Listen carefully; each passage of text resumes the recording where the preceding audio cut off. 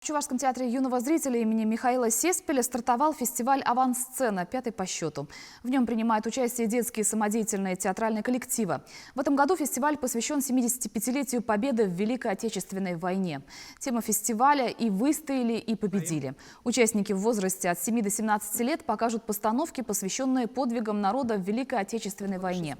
Участвовать могут детские, юношеские, молодежные самодеятельные театральные коллективы разных направлений и стилей. Конкурс проводится в 2 номинациях – спектакль и литературно-музыкальная композиция.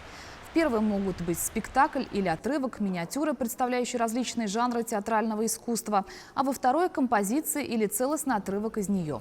Конкурс будет проходить в 2 тура.